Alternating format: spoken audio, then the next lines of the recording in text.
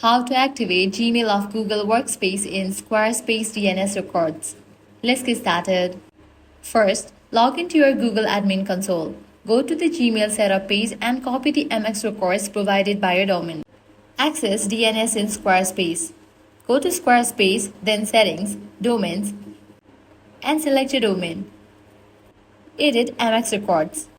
Scroll to DNS settings and locate the MX records section. Delete any existing Squarespace MX records to avoid conflicts. Add 5 MX records with priority.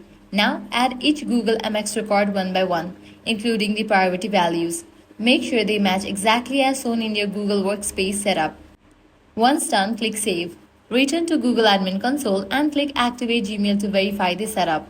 DNS changes can take up to 48 hours to fully propagate, but email should start working sooner, and that's how to activate Gmail for Google Workspace using Squarespace DNS. If this guide helped you out, do not forget to like, share, and subscribe.